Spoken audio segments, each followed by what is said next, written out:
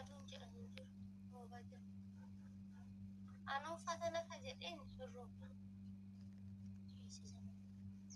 Gibbii namni kun jiru. Hunduu balbala cufatee jira. amma rufuu jiranii. Sa'a 5 miti amma Itoophiyaa. Rooba maaliif manaa gadi ba'u? Rooba jira. Namni hunduu manuma isaanii qoccaaniidha. Maaliif shaayii maal hin dhaabbanne dubbate isaa kana shaayii minaaman daabboo maal tolfanne. Ani bakka biddeen wata kunaana nyaadheedha. Waan isa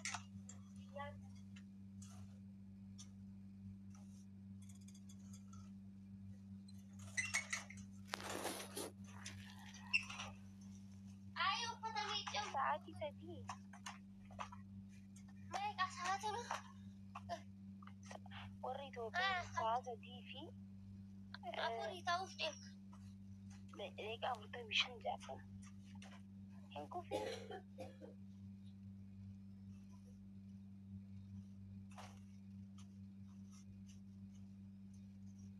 Miskiina walaa micootana guys. Fooloo godhaan ishee jajjabeessaani. Yoo miicite uffata.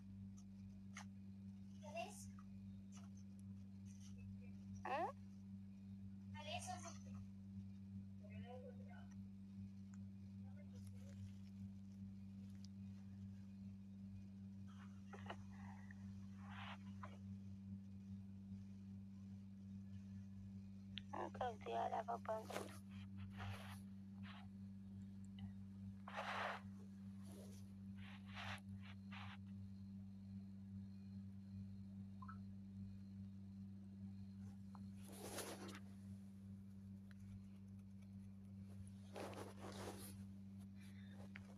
Silkii kana gaafa baafadhe bichaadha kan nagaa godhadhu.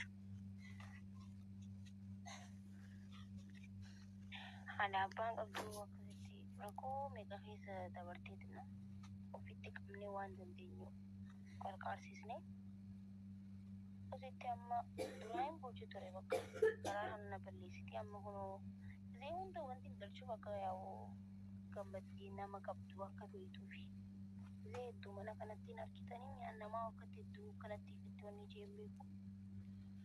Achirraan piroosesa Duubaayillee eegallee jirraa fi amma Duubaay deemtii baay'ee takka ofii cinaa booda barumsaa waan cufamee fi Duubaay sanii fi akkasii jechuudha. Dubartii akkanatti ofitti qabanii maaliif jennaan umurii kana waan biraa keessa seenuu dandeessi waan birarra kufuu dandeessi isin galee dubartiin nama abshii jiruun yoo qabaanne rakkoo hamaa keessa seenti wallaahi. Eebii takkii namaati taphataa takkiin jireenya badaa keessa seenti na. So asitti qabuun bareedaadha.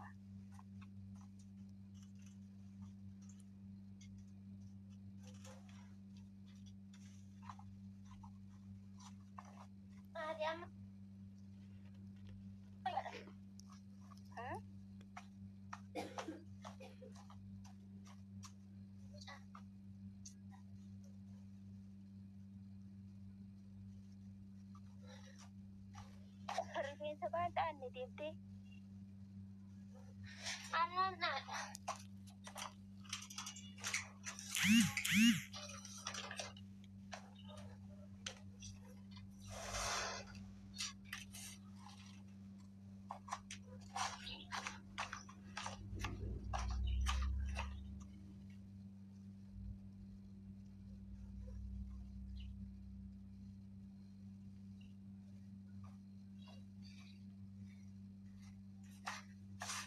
Bakka mana jalatti nafaa jira. Nifaasni taroole.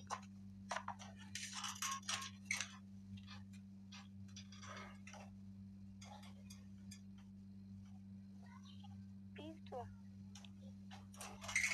Abeet.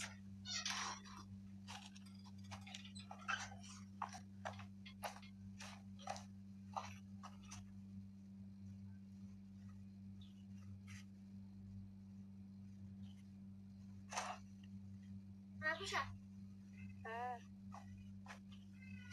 Amma kita kira. deemne fatara. Ani amma sa'aatii ja'a minaatti kombiila. Deemaa rifeensa kee dhaadhu maali dhaatta kuma dhaachuu fi lafumatti dhaattami.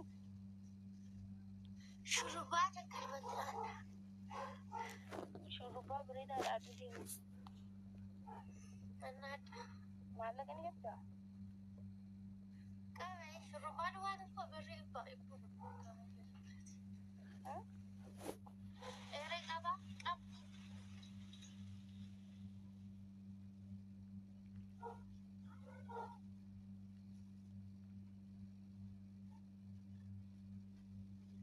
Agartee manni keenya alli keenya akkana fila kan jedha. Amma kana mana kana saamsii kana nama sadiitti galaana wajjin. Alliin qorreetti mittiin mana galiree maamana keessatti nyaatiin.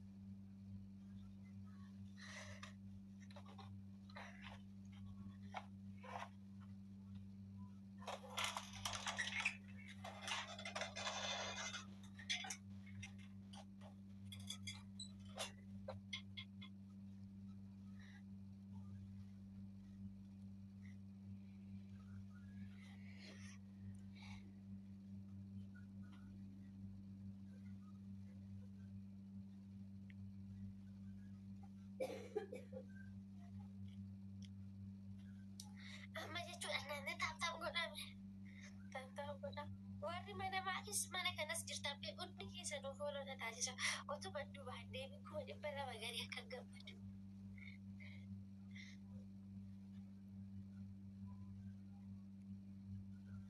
Viidiyoo irraa hojjedhuu tiktookii guddaa viidiyoo siitii.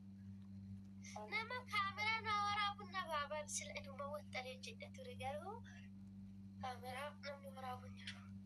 Silkiin kee ammoo waraabu kan warreen keenatti kenne maal yaadate?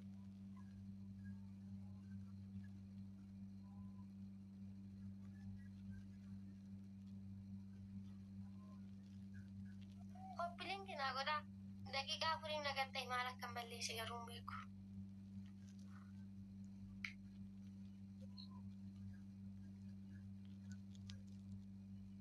Maakis biratti na mul'ata amma? Mul'ata. Na mul'ata. Waalingi natti kennera. Otu waalingi laayif jedha. Guyyaa guutummaa godhaa wal taphachiistu. Guyyaa guutuma. Koppileen kinaa godhaa namni sirra jirsa hundi keessanuu. Guyyaa guutuu manuma kana noolu gisee baay'ee hin ba'u. Hoggaan ba'e immoo waanuma ta'e bitachuun ba'a achii booda nan deebi'a asumaan mana warra fira keenya tokkos jira achis gisee tokko nan naqa. Sana booda asumaan deebi'ee moo nama biraa garuu hin ba'u mana. Saayiboo Hoggaa sirriitti as manni kun na dabbare achi naqaa. Maqaa achi hoggaa na dabbare achi naqa. Koppileen kinaa godhaa hundi keessa duraa waan riggi daqiiqaa afurii naqattee. kursii kana maaliif bitattee? Waan badiin irra taa'u jiru mana kana keessa. TikTok hojjechuu yaada qabda ture? Laa waan baruma irra taa'u hin qabu hoggaan laakis galemmoo inni irra taa'u hin qabu.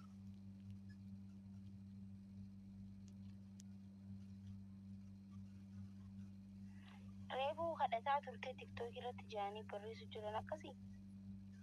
Maal kadhadha? Maal gaafachuu turte reefu TikTok irratti? Waan gaafadhe kana booda chaanaalenjii fooloorsiin jammarsiisaa akka hin dafee 200 galuu jedhe.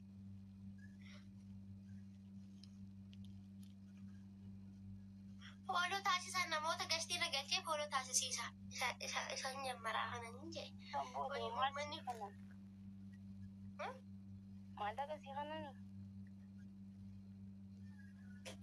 Aaduma taasisan taasisan kokkisee baay'ee maallaqa naa kennanii odoo hin ta'in anaaf koppileen kuma naa godhu malee maallaqa naa kennanii.